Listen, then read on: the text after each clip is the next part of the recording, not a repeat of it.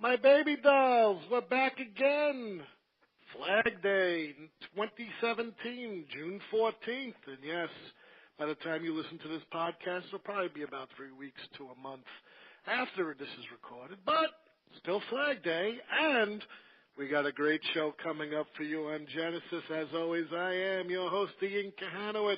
And today, in celebration of Flag Day, we have author Jim Leeke and his wonderful new book, From the Dugouts to the Trenches, Baseball During the Great War. And if you don't know what the Great War is, they don't really call it that anymore. They call it World War I. They're going to see baseball in World War I today. And we'll get to the book, and we'll get to Jim in just a few minutes. But you are listening to the Comfortably Zoned Radio Network. I'm honored to have my show here. I've been on the network for about 8 months after my old network went down. The producer retired, and of course, my show went into submission probably for about 7-8 months, and it was picked up by Ralph Tycho, the Zigzag Man, who is our wonderful producer. And of course, I do Giants baseball with him every week, and we talk about the past, about the San Francisco Giants, and of course what they were before, which was in my hometown of New York City. And we talk a lot about the Polo Grounds. We had a good show on Christy Mathewson. Yesterday we had a great show on Alvin Dark, and the show has just become a lot more entertaining and educational because we are examining folks that as the years go by, just like World War I and books like Mr. Leake's book, you know, you really need books like this to come out because history has a way of reinventing itself for good or for bad. And I'll give you the example with Eisenhower. And for the last, say, 5 to 10 years, Eisenhower, who for many years was looked at as a very weak president, the new research that has come out, and I've gone to seminars on Eisenhower, it looks at him in a more favorable light. And history does that. I mean, Ty Cobb, we had Charles Learson on the show a few years ago, found all new information. Wasn't this monster that Alf Stump created when he published a biography in 1961, and then 30 years later another. Even Charles Alexander's bio on Ty Cobb was riddled with mistakes. So as we explore history, and World War I is one of those historical moments where I think it's very important to know not only how baseball changed during the war, but it's a good examination of the dead ball period, the kind of characters that were, the gambling that went on, and how America's favorite pastime literally had to go to war. Some begrudgingly, others they went on. But we're going to find out about the patriotism and the nationalism from the dugouts to the trenches. And then for Jim Leeke, I know he has another book on World War I. He's a former news journalist and U.S. Navy veteran, has covered Major League Baseball for a North California suburban daily. He is the author of several books, including 9 Innings for the King. That's one of his books, The Day Wartime London Stopped for Baseball, on July 4th, 1918, and Ballplayers in the Great War, newspaper accounts of major leaguers in World War I military service. Without any further ado, welcome to the show, Jim. How are you? I'm very well. Thanks for having me. I'm going to have to get these 2 other books. I don't know if they're still in circulation. But, from the dugouts to the trenches is important, and I'll tell you why it's important. Because not a lot of people understand the American sentiment at the time. Now, if you think back and you correlate the 1916 presidential election and, Charles Evans Hughes, who gave up on the Supreme Court. He was governor of New York as well, and he would later become Chief Justice later in his career. He complained that Wilson did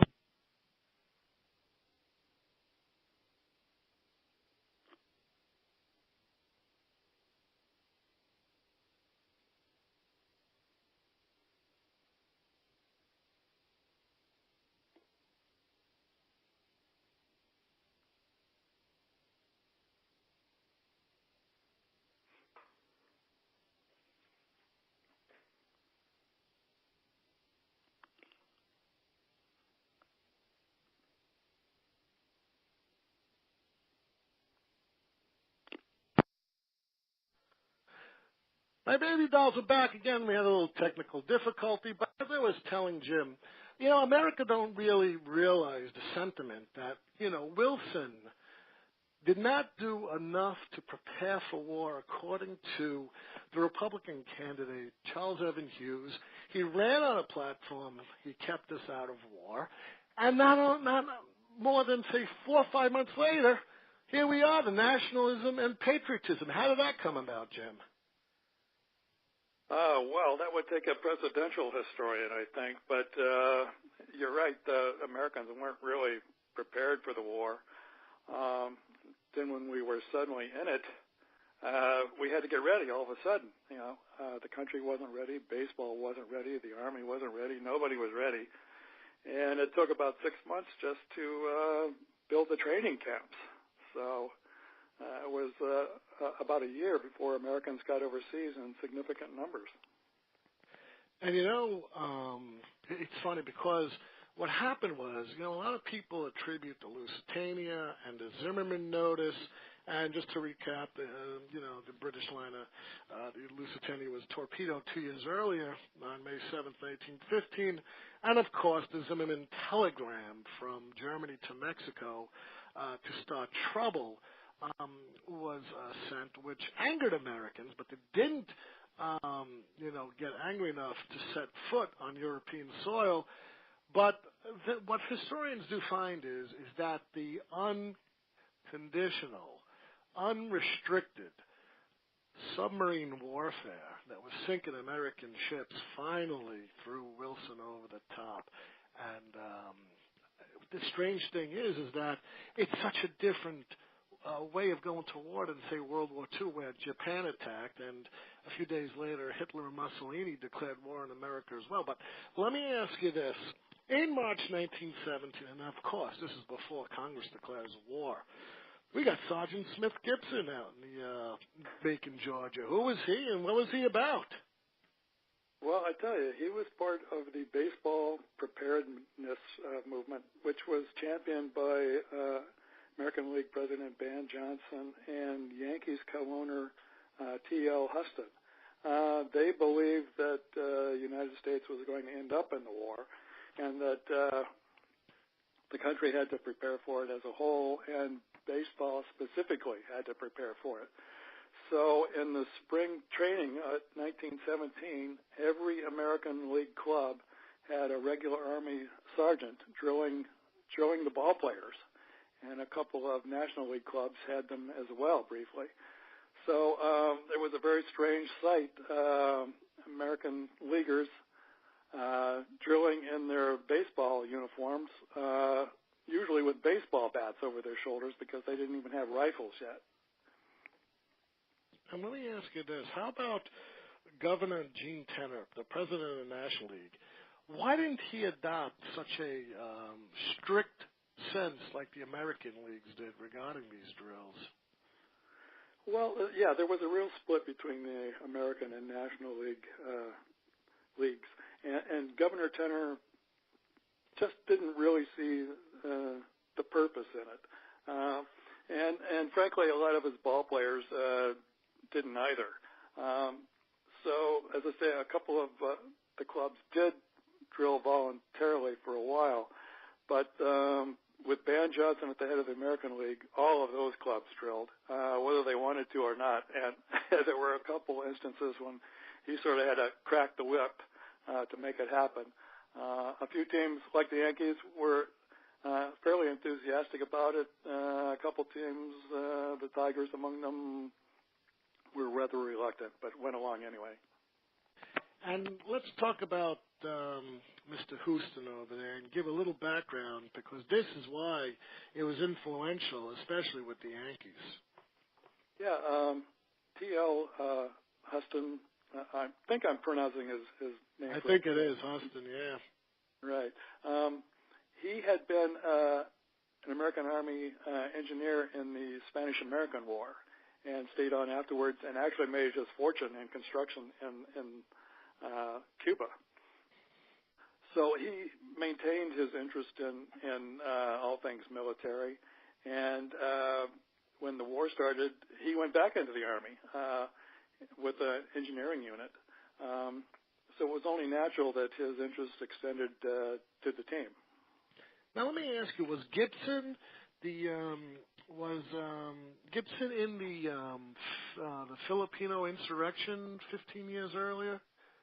I forget. Was in the Filipino. I'm not sure. I think one or two of the drill sergeants were. I'm not sure about Gibson specifically. Because a lot of people don't know about that. That was pretty much the only war the Americans, fought since the Civil War, the Spanish-American War in 1898, and then after the Filipino insurrection, where a lot of people don't notice that 5,000 American lives were lost in it, and over 200,000 Filipinos, and that was a basis. That's the only thing, really, they had to, hang their hat on for experience. Now, Marshal Pétain in Europe, France, he says to Blackjack Pershing, "Look, we're going to lose the war. We need to get these boys out of the United States and into the trenches here. What's the holdup?" Well, the holdup was that they simply weren't ready. They didn't have the capacity to train them. Most of the training camps, weren't even ready till fall of 1917. So it took a while, and it was always going to take a while.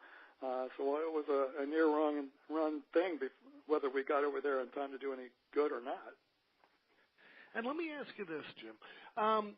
When, the games began, I love your little write-ups about the biplanes that used to come and advertise over the stadiums. In fact, we had a few fatalities in there.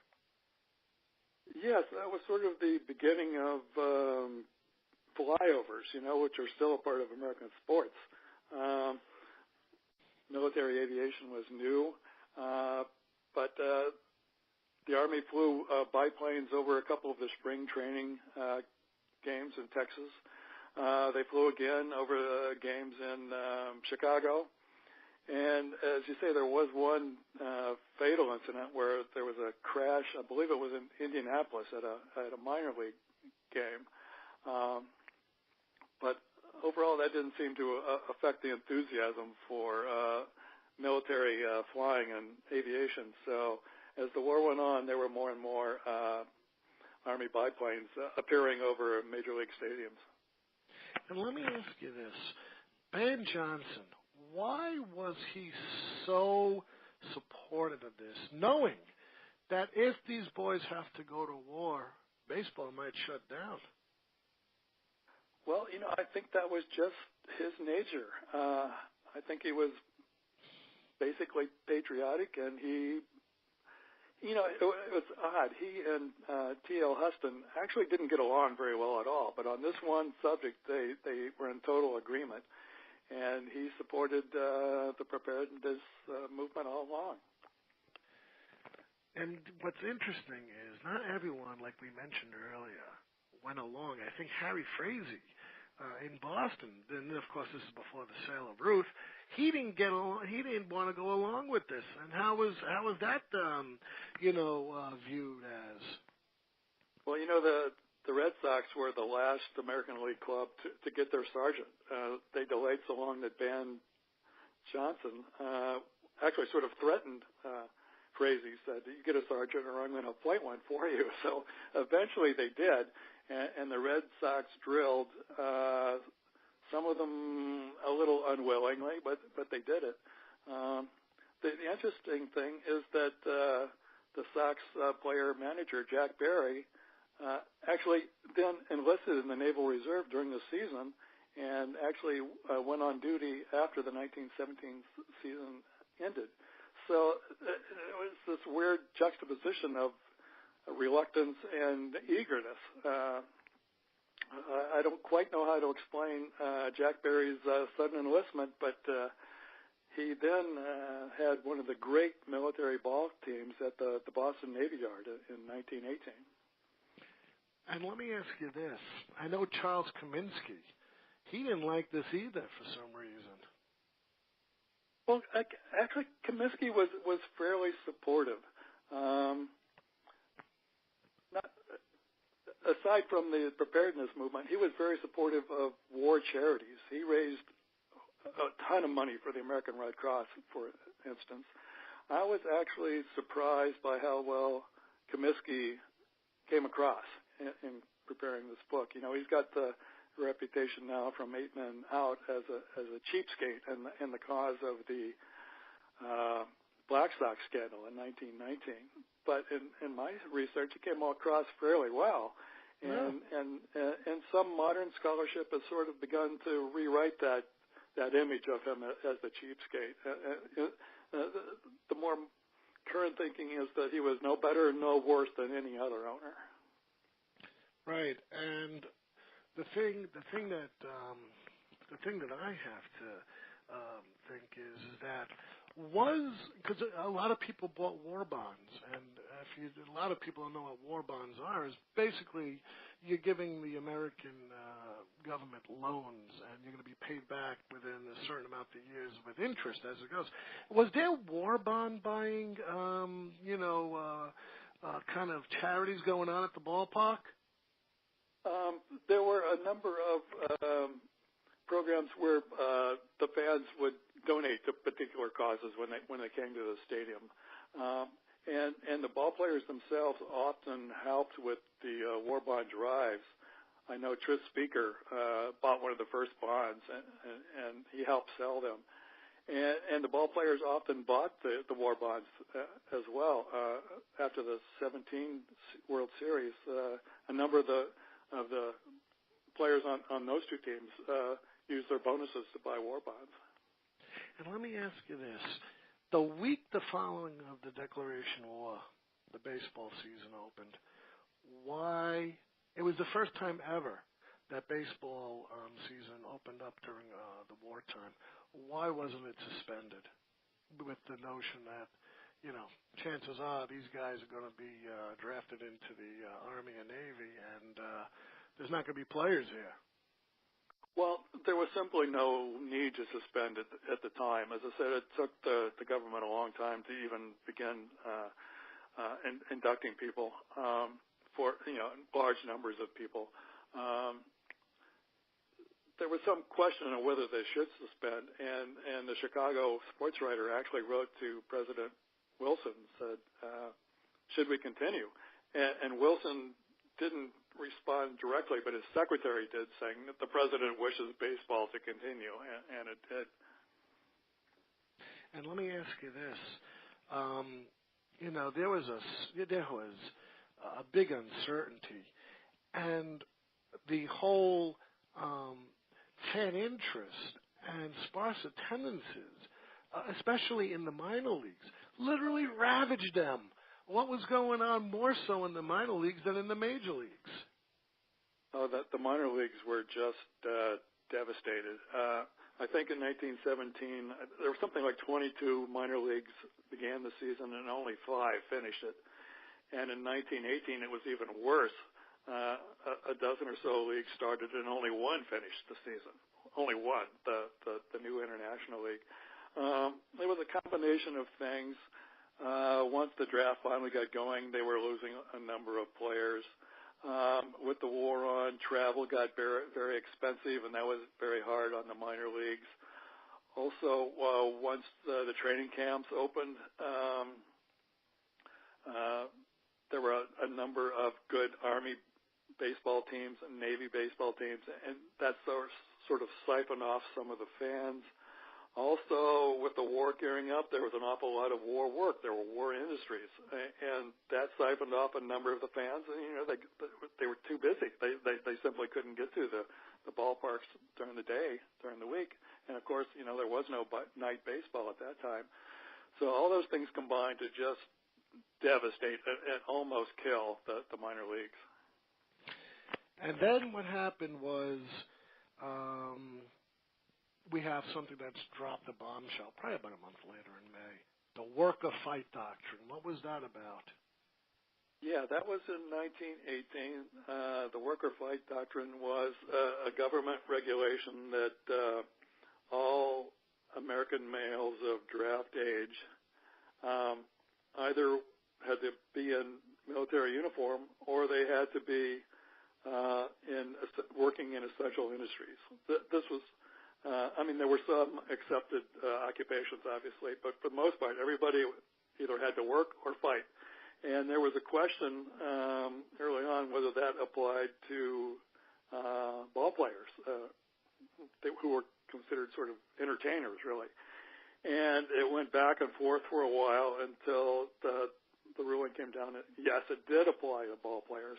Well, then the question was, well, is that going to end the season right now, or can we keep playing and have a World Series? So a lot of back and forth, a lot of uncertainty until it was finally decided, agreed between the ball players and the government. There would be a World Series, but it was going to be early. The season ended at Labor Day, and then the World Series in 1918 was in September. And, of course, the war ended on November 11th that year. Let me ask you this. The 1917 World Series between with the Sox and the Giants, I think, how did the war affect that series? That one went ahead without too much difficulty. The attendance wasn't particularly good, but they got through it. And again, they used the series as an occasion to raise funds for various war charities. In fact, Hank Gowdy of the Boston Braves, who was the first active major leaguer to enlist during the war, was in uniform. He was getting ready to ship out to France, and he was in New York at the game, helping to circulate through the stands and raise money for one of the war funds. And let's talk about Gowdy. Gowdy was the first major leaguer to enlist in the Army. And he was on the Miracle Braves. He had 545 in the 1914 World Series. He was Major League Baseball's greatest hero for that year, and now he's a war hero, shipping out to Europe in early June that year in 1917. Now, why didn't anyone follow him from baseball? Well, that's a good question. I mean, at that early point, no one had tremendous pressure on him to enlist or go into a war industry. It was everyone's personal choice.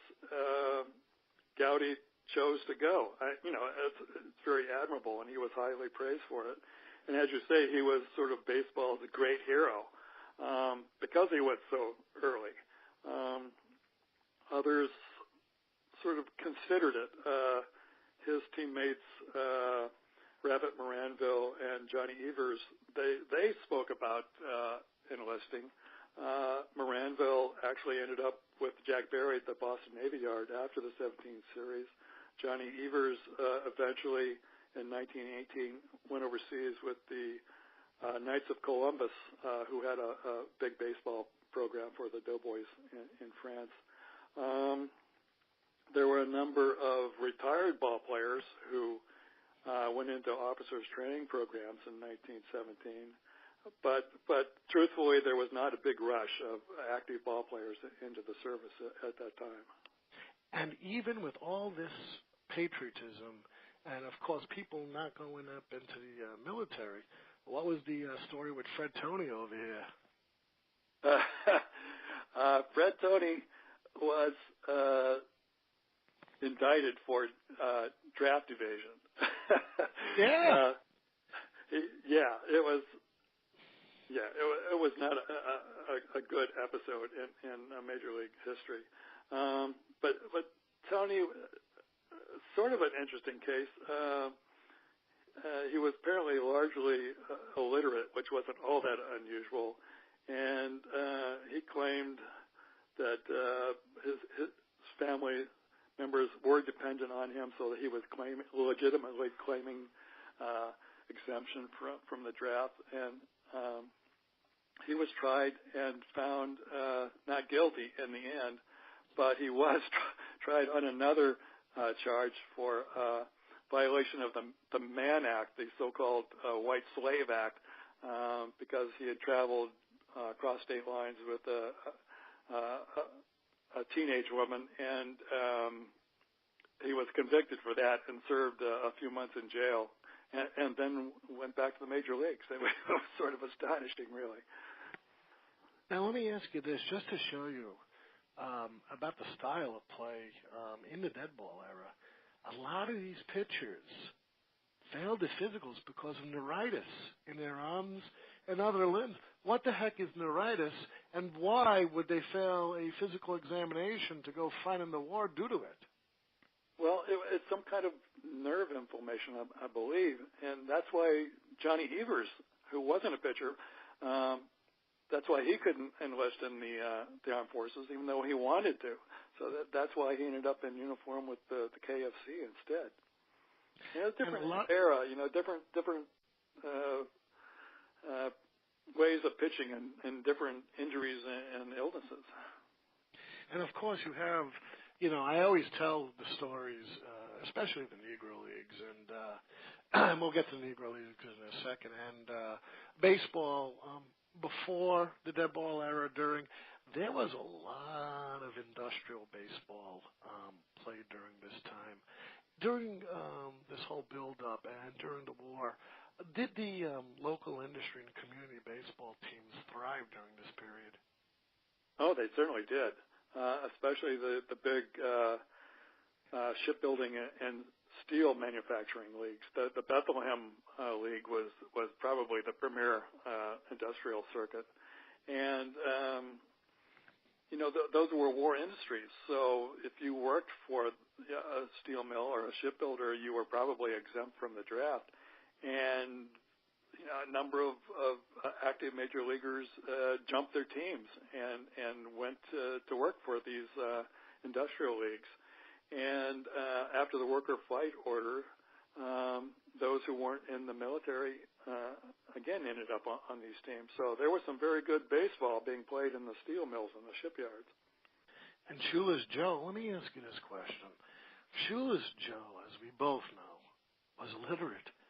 Why does he get a cushy job at Bethlehem Steel and Christy Mathewson and Ty Cobb go into the gas unit and stuff like that? Well, what's going on here?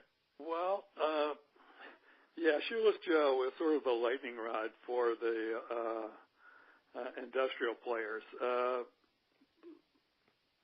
They were popular as ball players, but they were unpopular as Americans, you might say. The ball players in the steel mills and shipyards were called slackers often, or draft dodgers, or whatever.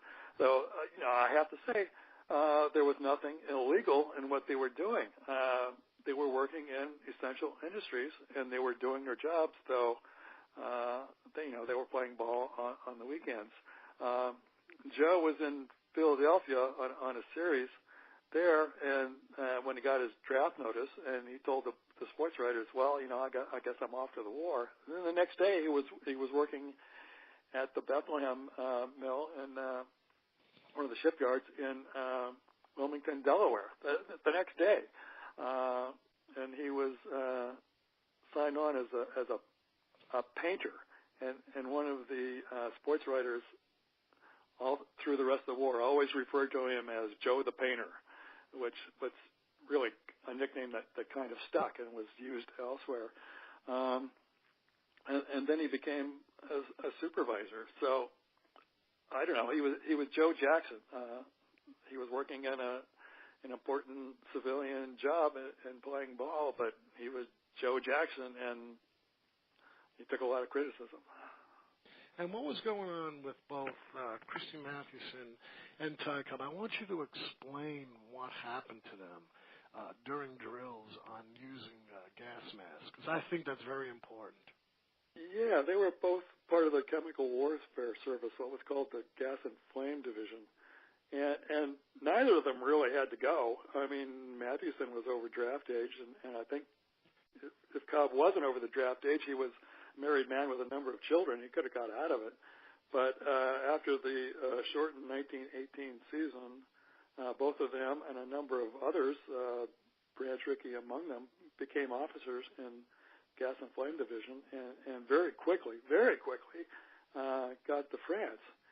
And Matty and Ty were in a training situation with poison gas. Unbelievably, they were using actual poison gas. And they were supervising all these soldiers who were supposed to go into this chamber and at a signal put on their gas mask when the gas was released.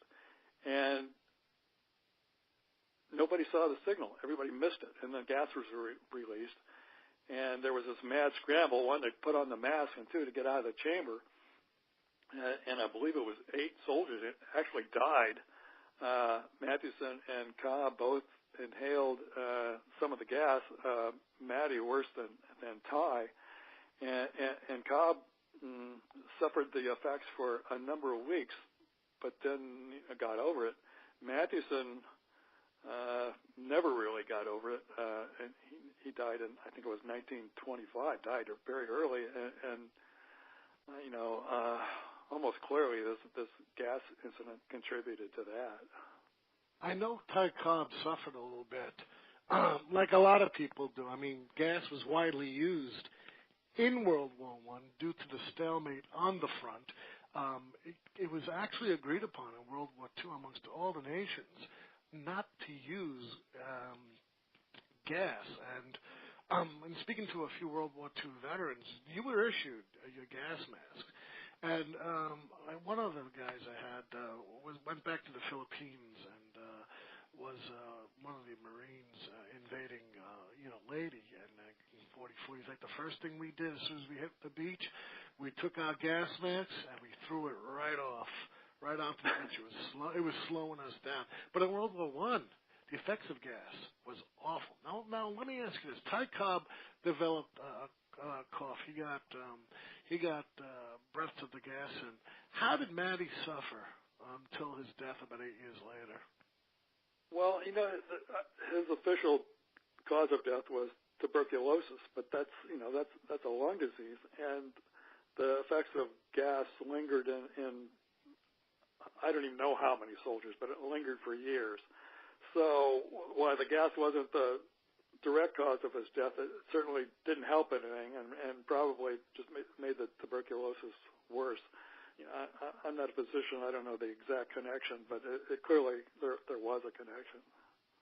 And let me ask you this: Grover Cleveland Alexander, he wanted to go into the Navy. Why did he end up going to the Army? Yeah, he was an interesting case. He simply waited too long to decide what he wanted to do. He got his draft notice and sort of dithered around until he realized, well, they're really going to take me. And then he tried to get into the Navy, actually went and visited the commandant at the big Great Lakes Naval Station just north of Chicago, but it was too late. And the Army wasn't going to let him decide on his own that he wanted to go into the Navy. They said, we drafted you, we're taking you.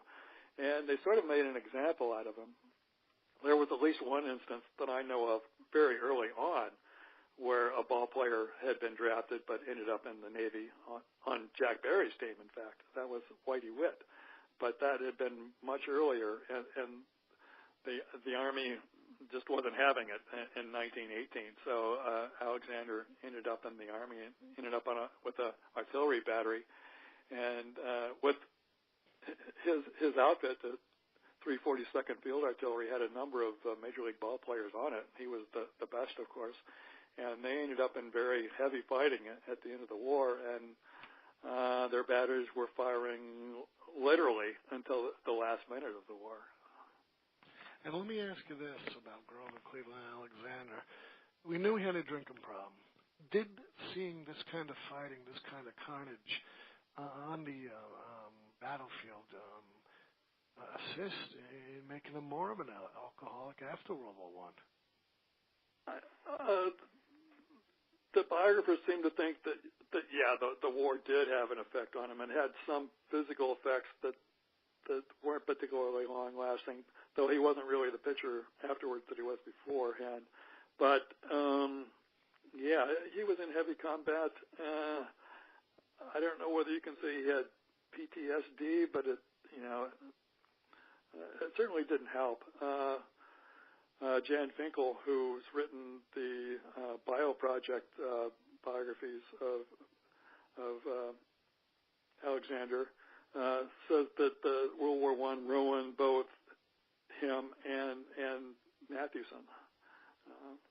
And I think to some extent that's true. And let me ask you this question. Did the ball players, like the general public, did they understand? Because there was no TV. There was no pretty much footage, if not very little, of what the battlefields looked like. Did they have an idea what kind of hell they were going into? Well, I doubt it, frankly. I doubt that anybody really has any idea until they get there. I mean, you can read as much as you want at the time in the newspapers or now in the books. I don't think anybody had the slightest real understanding of it until they got in it. And you know what, people? I tell people to watch the original All Quiet on the Western Front. Did you ever see that with Lou Ayres in it? I think I did years ago. Yeah, it was made in 1930. To me, I think it's one of the best films on World War I, as well as Paths to Glory with Kirk Douglas. But I think with All Quiet on the Western Front, and it shows the German sides of what they did. They teach it in the school. It is so heroic, and you'll be fighting for Germany, and it's all this and all that. And when they get to there, it's just people are crying, the soldiers are crying, it's dirty, there's rats, there's dead people, there's arms and limbs all over the place, and broken trees. You can't even see the sun because the dust and the flames are just, it's a living hell. And now on the Western Front, you have a stalemate. We're fighting over what's called no man's land, in between two trenches, you know. Besides the Christmas Day truce in 1914, where the English and Germans called a truce, got out of the trenches and played soccer, this was living hell. And to put it was terrible, and really nothing in your civilian life prepares you for military service, really. And no one goes into the military, especially during war, the same way he comes out or she comes out. It inevitably changes you. No matter how much combat you see or don't see, you're a different person when you come out. And you know what's strange? A lot of the World War II veterans I knew who were in the Battle of the Bulge or at D-Day, they never talked about it. You know, it's such a different sentiment than, say, Vietnam, where everything was talked about when they came home. You know, the horrors that they saw. But World War II, these guys, I mean, they seen the same horror. It was no different. There's death and destruction all over. A lot of them didn't even talk about it. Gil Hodges, one, for example. I speak to his daughter, Irene, never once mentioned his time on Iwo Jima, you know, when he was there. So he was a Marine, and he never spoke about it. But the war made him smoke about 4 packs of cigarettes a day, and he was dead by 47. So that's what happened with him. Let me ask you this. Why was there a baseball game in London? And why is that so interesting that you wrote a whole book on it? And to me, baseball's an American game. It's not a European game. Why play it? And on July 4th. And on July 4th, for God's sakes, that's when we got independence from Britain, but yet it's being played in London. Well, that was sort of the point, really. You know, the doughboys and the sailors and the airmen, they played baseball wherever they went, everywhere, in every theater. So there was actually a military baseball league called the Anglo-American Baseball League, playing in and around London in 1918. 8 teams, 4 of them were American and 4 of them were Canadian. Well, with the 4th of July coming up, the Americans decided to have a holiday game, an Army-Navy game, which was at Stamford Bridge, which is where Chelsea Football Club still plays. So someone got the bright idea, well, let's invite the king. Maybe he'll come out and watch our game. And I think King George V had been waiting for exactly that sort of opportunity, and he accepted immediately. And when he did, this game suddenly took on international importance. The Americans were arriving in large numbers now. The Allied forces needed them badly, and King George did everything he could. He had a sort of brilliant way of understanding and welcoming and encouraging the Yanks, his new allies. So when he said he was going to the ball game, suddenly everybody was going to the ball game.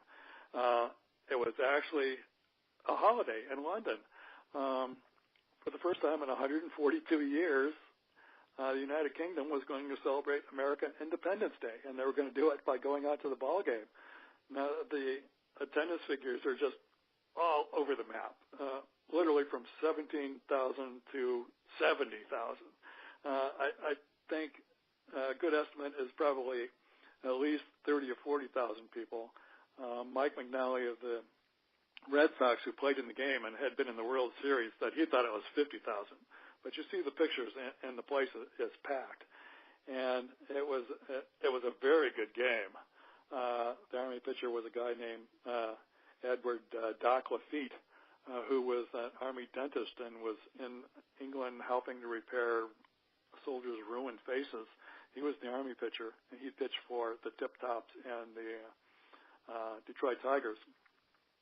And the Navy pitcher was Herb Pennock of the Red Sox, who was ultimately in the Hall of Fame. And Navy won the game 2-1, and it went down to the last out. So it was this fabulous event. The Londoners who went were just amazed by the energy and the sheer noise level of the American Army and Navy troops in the stands. And there were a number of British troops there as well, and ordinary Londoners. And it was just sort of this wild, crazy event that helped convince the Londoners and the king that the Yanks, the Americans, were people that they could count on. This was their first real exposure to them, and the energy and the enthusiasm and the athleticism really impressed the British public, and the day was a huge international success.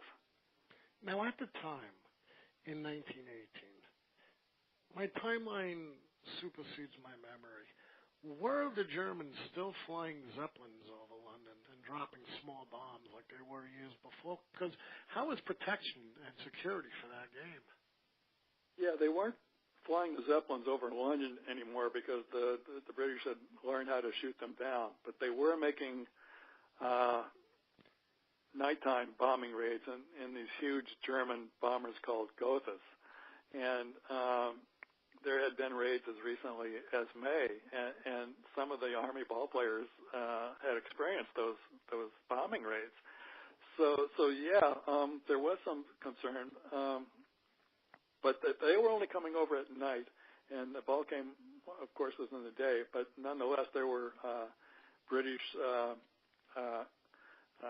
barrage balloons floating overhead. They called them sausages. I think there were like 7 of those, and then there was a dirigible flying above the stadium as well, and I have no doubt whatever that there were anti-aircraft guns strategically stationed around the stadium somewhere.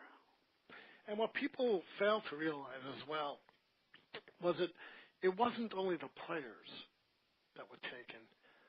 Sports newscasters, writers, anything that indirectly or directly has a link to baseball, they were scooped up in the whole war frenzy as well.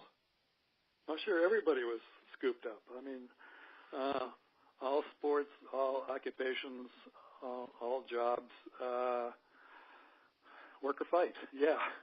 So just about every occupation and field was represented in the armed forces.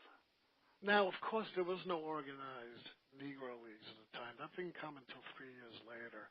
But what were the views on African Americans going into the Army and the effect of the local baseball communities amongst African American neighborhoods? Well, the Army and the Navy were segregated at that time. Right.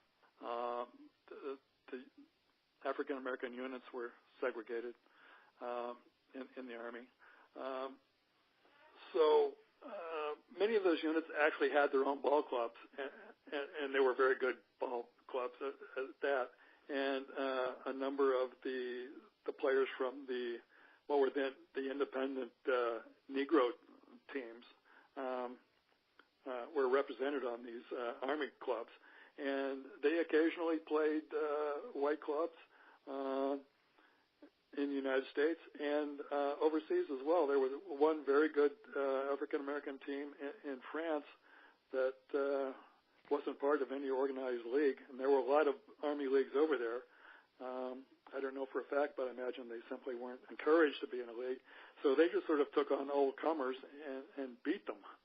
So there have always been great African-American ball players then and through Jackie Robinson and now, and they've always proved it. And let me ask you this. I think I'm pronouncing it right. The Meuse Argonne offensive.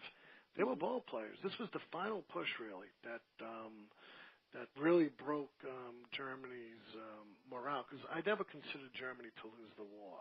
I mean, it was really the war where Germany surrendered because she didn't want to go on anymore. There was starvation back in Germany, and that and the terms of the Versailles Treaty that came after were just horrendous for something that they weren't conquered. They just surrendered because they just didn't have the kind of economy to produce this anymore, and the men, the carnage, they just couldn't go on, so they surrendered.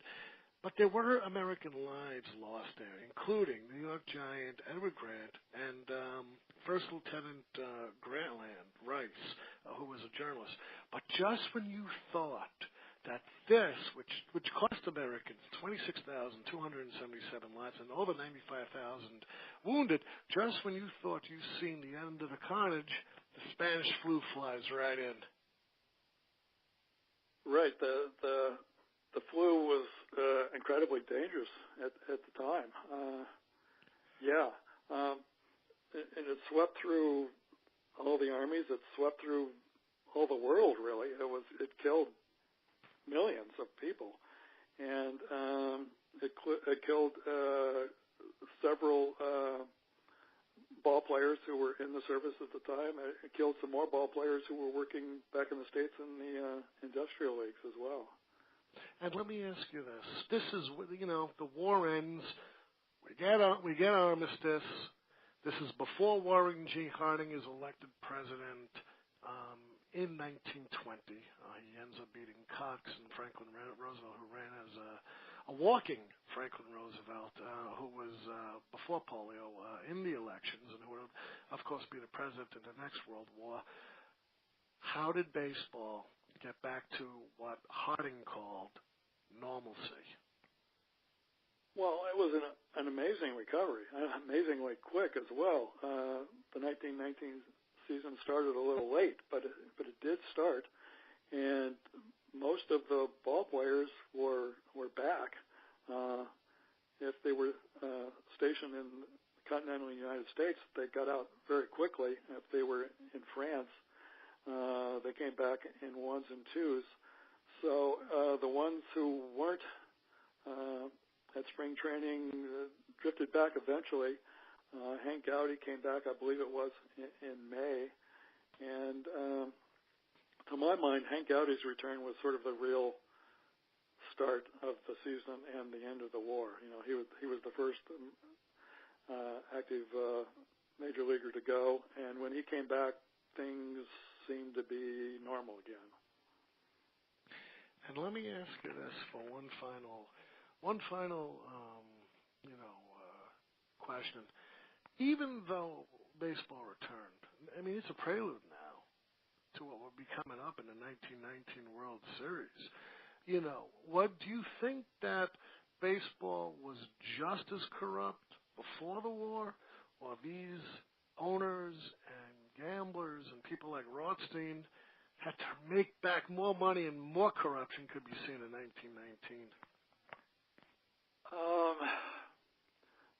I think there had been things bubbling all along, and there were owners and sports writers who were worried, even during the war. So it doesn't surprise me really that the Black Sox scandal happened. Whether the war heightened that or hastened it, I don't know. But there were always sort of ugly rumors and undercurrents, and eventually they had a scandal that people, I think, had been expecting. Now let me ask you this. Did I miss something that maybe you would want to tell the listeners at home that's very important, that maybe I didn't touch upon, that you found out during your research? Well, it's such a big topic. You mentioned Eddie Grant, former Giant, Harvard graduate, New York lawyer. I was really attracted to the story of Eddie Grant and his teammate, who also became an Army officer, Harry Moose McCormick. They went through training together in upstate New York. They went through separate divisions. They both went to France. Eddie Grant was killed in the Argonne trying to rescue the Lost Battalion. Moose McCormick was in combat in France and suffered from what they called shell shock then, and we can now call PTSD. So he was shipped back home. So the story of those two friends and teammates and their two fates, I've always found very moving. And Moose McCormick rebuilt his life. He later became the baseball coach at West Point, and he worked with the armed forces again during World War II as a civilian trainer. And so I think the story of those two is a good lesson for everyone. And I hope someone is able to write that book one day. My understanding is that Eddie Grant's diaries and papers are very closely held by his family. But if those ever are shared with a biographer, I would love to read a story of Moose and Eddie. Oh, that's fantastic. Let me ask you this. Where else can we find your book besides online on Amazon and Barnes & Noble? Is it on the bookshelves? Can we order it from the publisher? Yeah, it's available just about every place online. All the main online booksellers from the publisher, University of Nebraska Press. It should be in a few bookstores. So yes, if you're interested, please find it. Well, you know something, I had a great time today. I hope you had a good time too, Jim. I tried to make it as educational as possible. I did, and thanks for the interest and for having me. No problem. Just hold the line because I'm going to end the show and then I'll talk to you after the recording is stopped. Folks, as you can see, I'm always passionate about history. I'm always passionate about when it came time for the United States to go to war. You want to learn a little bit about World War I. You want to see how it affected baseball, because World War II is another story, which can be told at another time. But this book will clear up a lot of questions that people have. Especially, it shows some dead ball. What went on during the dead ball, and which is probably one of my favorite periods of baseball. Go out, get the book. As always, I'm Ian Kahanowitz. Thank you, Jim Leeke, for being on the show.